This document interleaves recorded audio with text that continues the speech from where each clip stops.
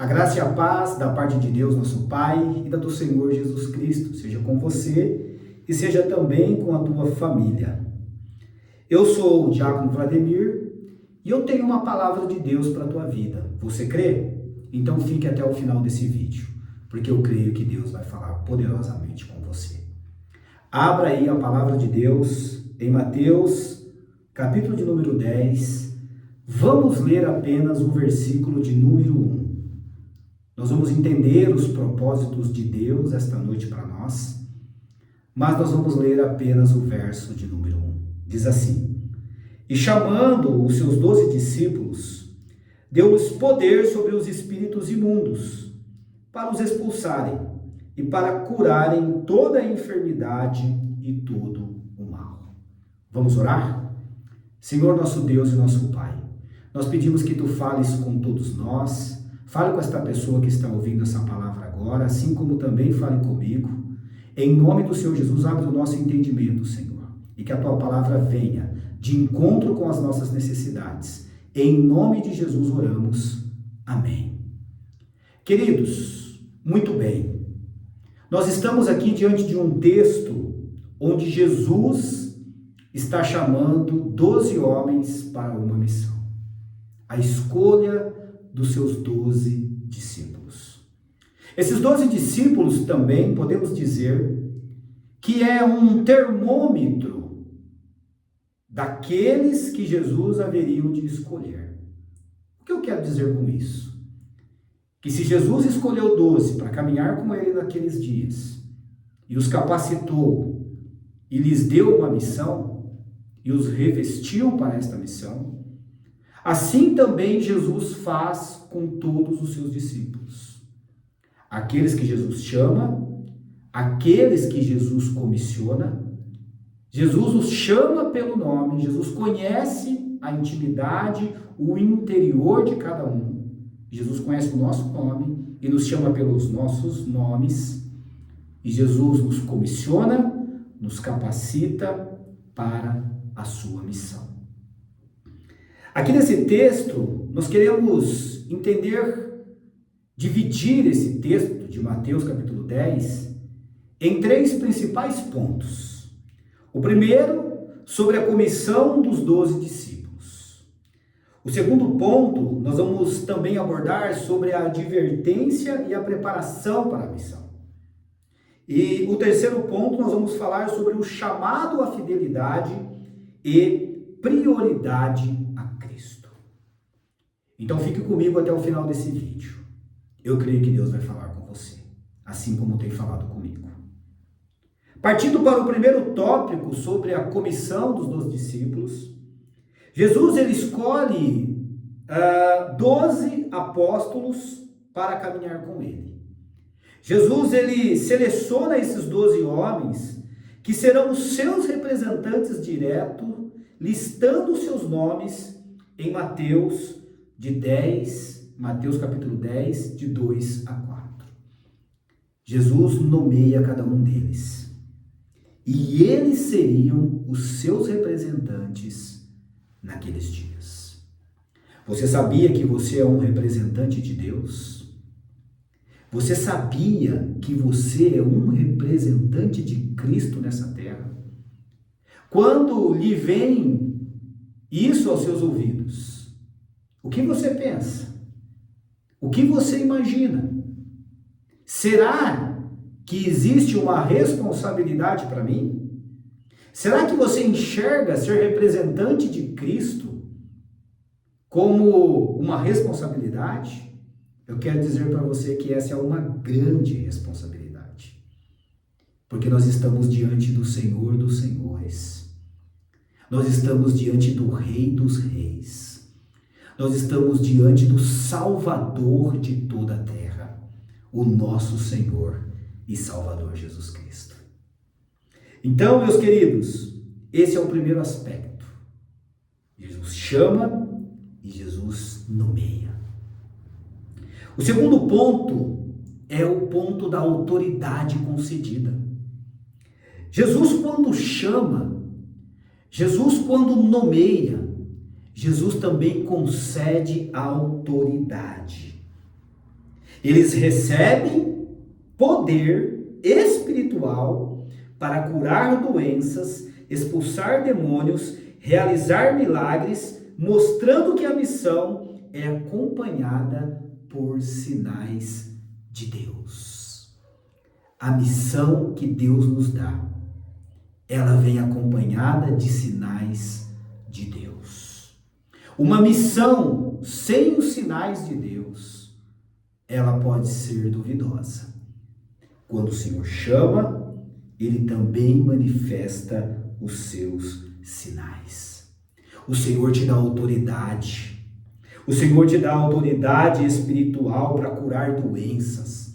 O Senhor te dá autoridade para expulsar demônios. O Senhor te dá autoridade para realizar milagres, mostrando que a sua missão, ela é acompanhada de sinais.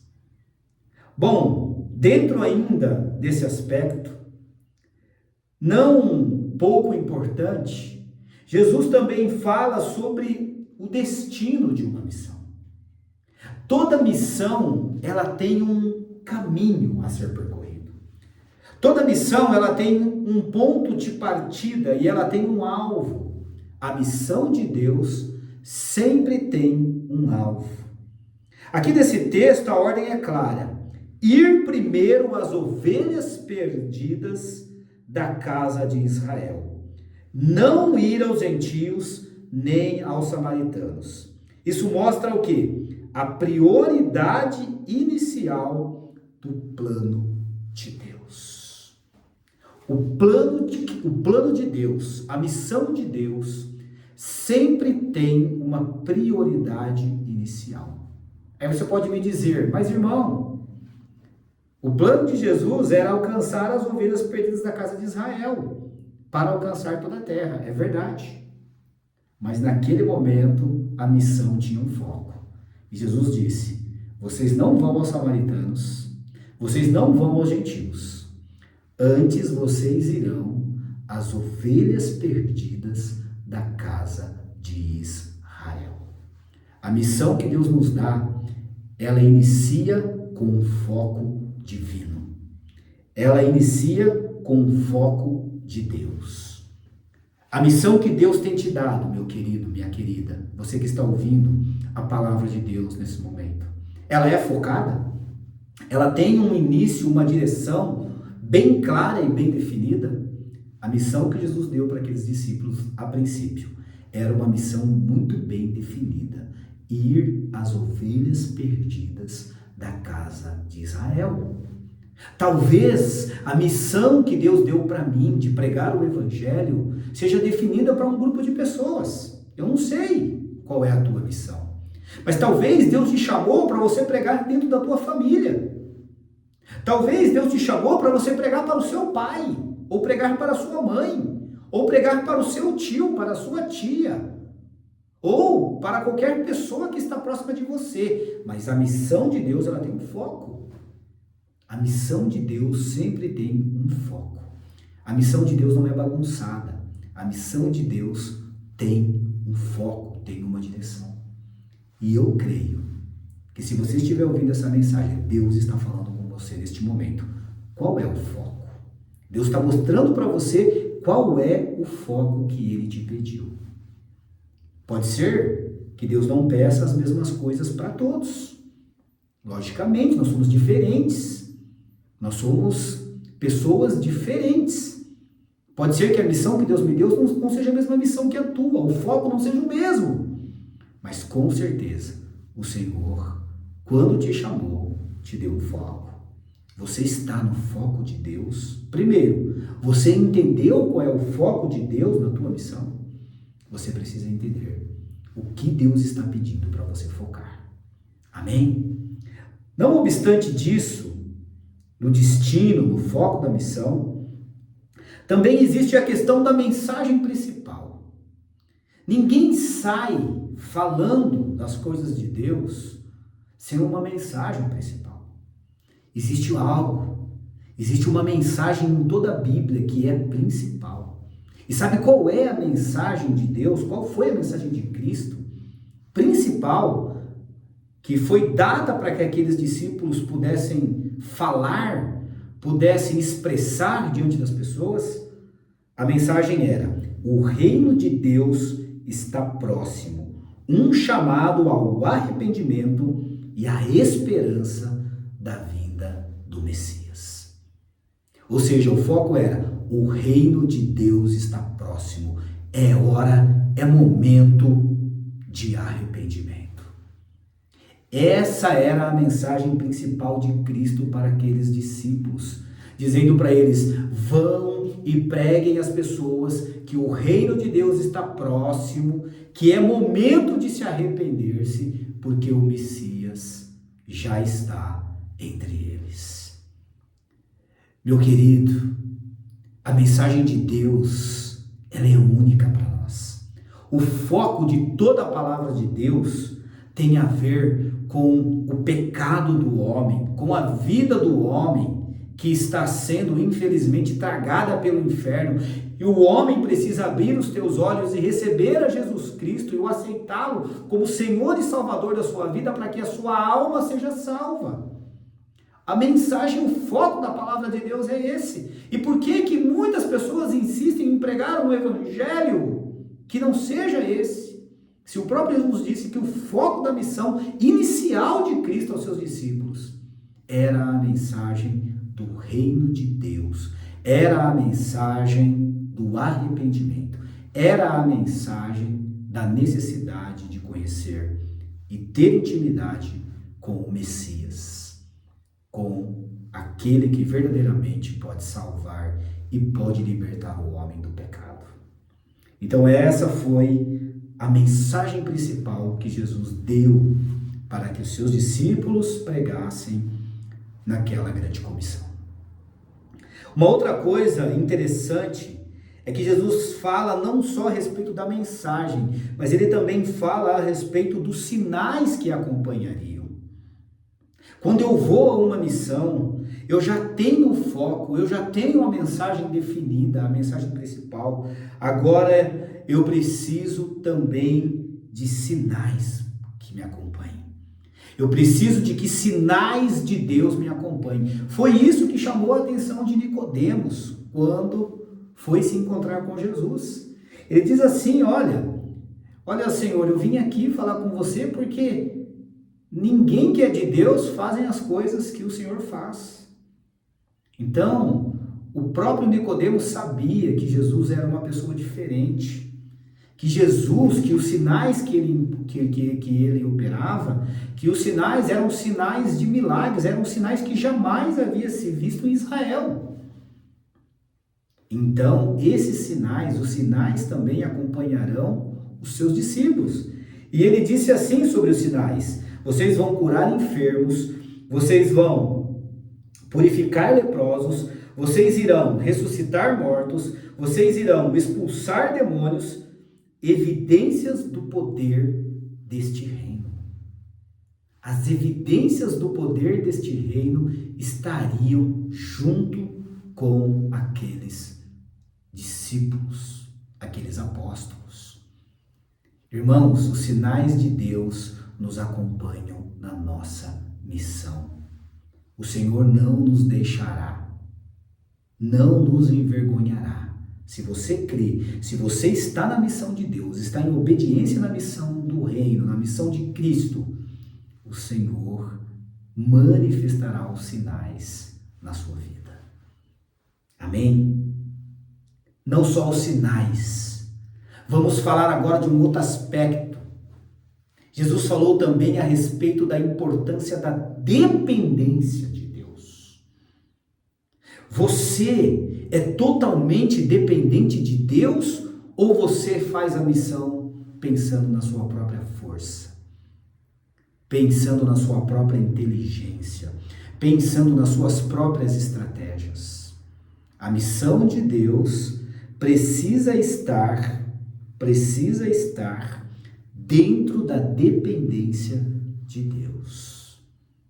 Nós precisamos de dependência de Deus. Olha o que Jesus disse para eles: vocês não vão levar ouro, nem prata, nem provisões, vocês vão depender da hospitalidade dos que aceitarem a mensagem. Vocês não vão levar nada com vocês. Vocês vão depender daqueles que lhe darem hospedagem, da hospitalidade daqueles que lhes receberem. Eles vão alimentar você. Eles vão sustentar você através do meu poder. Irmãos, isso é dependência de Deus. Dependência de Deus é acreditar que Deus vai provisionar todos os recursos para essa missão. Porque essa não é uma missão qualquer. Essa é uma missão dada pelos reis dos reis, pelo Senhor dos senhores, por aquele que é um grande, é um excelente planejador.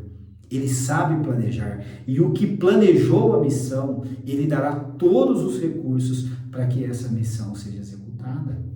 Não temas. Não se preocupe com o dia de amanhã. Não se preocupe com o que vai acontecer lá na frente. Não se preocupe com agora. O Senhor está cuidando de você dentro da missão. O Senhor cuida de nós dentro da missão que Ele nos deu. E Jesus disse isso para eles. Vocês precisam ter dependência de Deus. E também, Jesus disse a respeito dos critérios de acolhimento.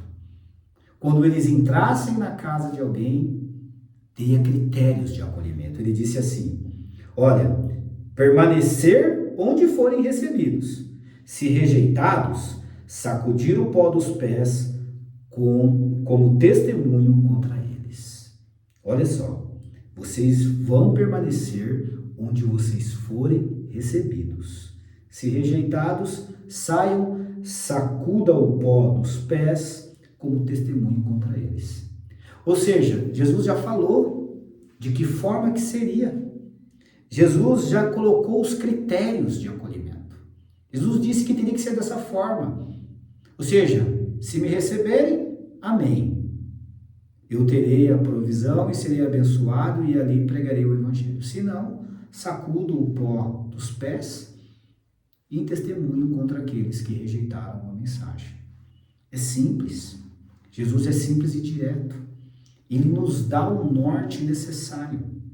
Partindo para o ponto de número 2 desta mensagem, nós vamos falar a respeito agora das advertências e preparações para essa missão.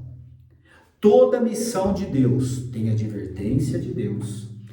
Toda missão de Deus tem preparação para a missão. Você sabia disso? Jesus disse assim sobre a perseguição que seria inevitável. Você é perseguido? Você é muitas vezes perseguido na empresa, em casa, em qualquer outro lugar. Você é caluniado, você é indesejado. As pessoas não gostam muito de ouvir a mensagem da palavra de Deus que você prega. Eu quero dizer para você, isso é inevitável. Existem situações dentro da palavra de Deus, existem situações dentro do evangelho, dentro da missão que Deus nos dá, que são inevitáveis. E uma das coisas são as perseguições. A perseguição é indício de que você está cumprindo a sua missão. Você está incomodando o inferno. Você está incomodando as trevas. Por isso você é perseguido. Jesus disse assim para eles: vocês serão entregues aos tribunais. Vocês serão açoitados nas sinagogas e levados diante de governadores e reis por causa do nome de Jesus. Irmãos, na missão nós somos advertidos sobre a perseguição. Mas não só isso. Dentro da missão também existe, no ponto das advertências e preparações para esta missão, existe o testemunho diante das autoridades. Quando eu decidi entrar na missão, eu preciso entender que eu serei um testemunho vivo. A minha vida servirá de testemunho para pessoas. E Jesus disse para aqueles discípulos que a vida deles serviriam de testemunho para autoridades. Para autoridades. Olha o que Jesus disse. Não se preocupar com o que dizer, o Espírito Santo falará por meio deles. Não se preocupar com o que dizer. O Espírito Santo falará por meio deles, ou seja, de vocês. Você está preocupado quando você for levado diante de alguém, até mesmo, quem sabe, uma autoridade? Jesus está falando para mim e para você, não se preocupe. Eu darei as palavras. O Espírito Santo de Deus, que habita em vocês, dará as palavras para vocês testemunharem. Uma outra coisa que nós vamos encontrar no meio da advertência e da preparação para a missão, que é divisões familiares. Mas Jesus não veio para nos unir mais, para unir mais a minha vida com a vida dos meus familiares, dos meus parentes? Não, ele diz que veio trazer espada. Isso que as pessoas não entendem, irmão. As pessoas não entendem a palavra de Deus. Muitas pessoas não leem as Escrituras, mas Jesus diz que ele veio trazer espada. Ele veio trazer dissensão entre nora e sogra, entre pai e filho, entre mãe e sua filha. Ele veio trazer dissensão. E o que ele quer dizer com isso? Ele quis dizer que quem seguir a ele terá que deixar algumas coisas para trás. E ele diz aqui para aqueles discípulos: o evangelho terá conflitos até entre pais e filhos, mostrando que seguir a Cristo pode custar relacionamentos. Você ama relacionamentos? Eu quero dizer para você, os relacionamentos são importantes. Jesus teve um bom número de relacionamentos. Mas observe a pregação de Jesus. Com quem que Jesus se relacionava?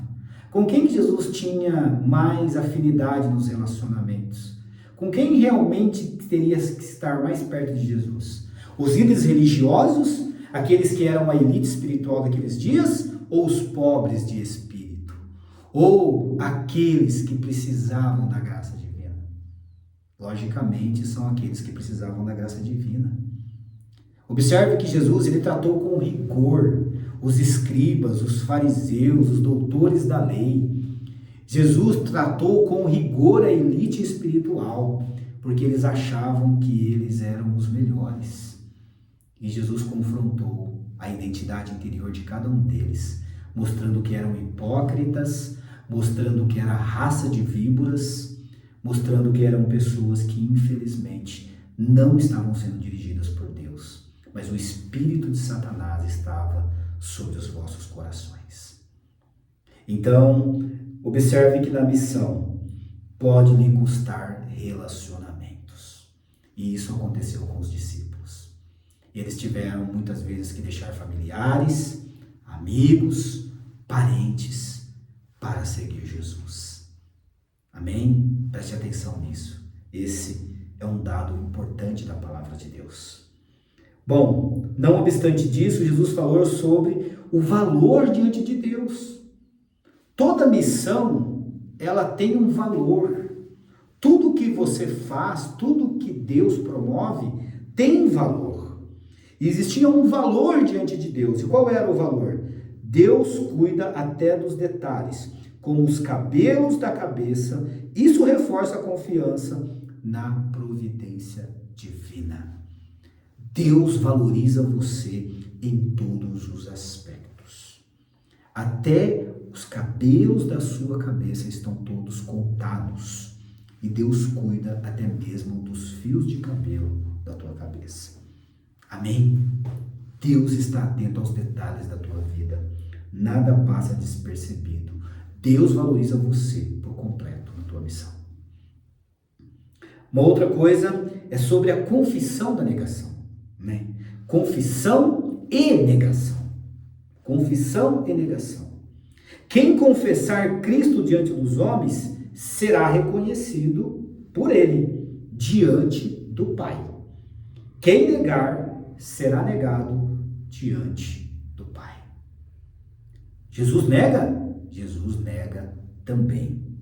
Jesus, ele recebe. Jesus confessa aquele que lhe confessa diante do Pai. Mas Jesus também nega aquele que lhe nega diante do Pai. Preste atenção nisso. Isso é um dado valioso, isso é uma informação importantíssima para os discípulos. Nunca negue a Cristo. Nunca negue o Senhor na tua vida. Partindo para o encerramento dessa mensagem, dessa explanação bíblica, eu quero falar sobre o ponto de número 3, que é o chamado agora à fidelidade e a prioridade a Cristo. Você é chamado à fidelidade. Você é chamado à prioridade que é Cristo. Cristo acima de tudo. Olha o que Jesus disse. Amar Jesus mais do que pai, mãe, filhos. Ele deve ser a prioridade absoluta. Mas eu não tenho que amar a minha esposa, eu não tenho que amar meus filhos, eu não tenho que amar meu marido, meus pais? Você pode, mas não pode amar mais do que a Jesus. Você tem que amar Jesus mais do que todas as coisas. Cristo acima de tudo. Acima das suas vontades. Acima dos seus filhos. Acima da tua esposa. O relacionamento com Cristo eu estou falando. Não estou falando aqui de atividade, né? Não estou falando de atividade religiosa. Estou falando de relacionamento com Cristo. Relacionamento com Cristo. Cristo precisa ser a prioridade da tua vida. A prioridade number one. Number one. Amém? Uma outra coisa é o custo do discipulado. Existe um custo. Existe um custo para ser discípulo de Jesus. Observe que ser discípulo, não estou falando de você ser crente. A Bíblia diz que até o diabo era crente, mas não obedecia. Então a questão não é ser crente, a questão é ser discípulo. Observe que discípulo é aquele que segue o seu mestre. Ou seja, aonde Jesus pisar, eu tenho que pisar. O que Jesus dizer, eu tenho que dizer. O que Jesus não dizer e abominar, eu também tenho que não dizer e abominar. Eu tenho que segui-lo exatamente as suas pegadas. E para ser discípulo, existe um custo, tem um preço para ser discípulo de Cristo. Vamos lá. O que ele disse sobre isso? Ele disse o seguinte, que o discípulo ele tem que tomar a sua cruz. Significa disposição para sofrer e até morrer por Cristo. Quando Jesus tomou a sua cruz, ele teve que andar nu perante as ruas de Jerusalém, sofrendo escárnio, sofrendo todo tipo de repúdio, sendo humilhado perante todos. Então, aquele que quiser tomar a sua cruz, ele também será humilhado. Eu não quero ser humilhado. O meu mestre, o teu mestre Jesus foi humilhado. Por que você não quer ser humilhado? Por que você não quer ser ultrajado pelas pessoas? Por que você não quer sofrer o dano, se Jesus Cristo sofreu o dano? Será que eu sou melhor do que Cristo? Será que você é melhor do que Jesus? Eu não creio que eu seja melhor do que Cristo, e nem que você seja melhor do que Ele. Se Ele sofreu, se Ele foi humilhado, se Ele teve que carregar a sua cruz e até a morte entregar a sua vida, assim também será conosco. Lembre-se de que todos os apóstolos de Cristo foram mártires. Todos eles morreram por Jesus. Todos eles foram levados ao martírio por ter sido seguidores de Cristo. Amém? Isso é evangelho. Isso é evangelho. Mas também existe o perder para ganhar. A matemática de Deus é diferente. Na matemática do homem, a gente precisa ganhar para ganhar, né? Não, mas no reino você precisa perder para ganhar. Na matemática de Deus a gente perde. Jesus disse assim, quem perder a sua vida por causa de mim, por causa de Jesus, a encontrará. Quem tentar preservá-la ou ganhá-la, perderá. Você está tentando preservar a tua vida? Você está tentando ganhar a sua vida? Você está tentando ter uma vida boa aqui nesse mundo? Você pode perder a sua vida. Mas aquele que estiver disposto de deixar os interesses particulares para seguir os interesses da cruz, os interesses de Cristo, esse encontrará a sua vida. Se você perder a sua vida aqui, você encontrará lá no céu. Se você quiser ganhar a sua vida aqui nessa terra, você perderá a sua vida lá no céu. Então é importante que você entenda esse aspecto da palavra de Deus. Deus está falando com você, eu creio. Mas também existe uma recompensa por acolhimento. Todo aquele que acolhe um discípulo de Cristo, ele tem uma recompensa.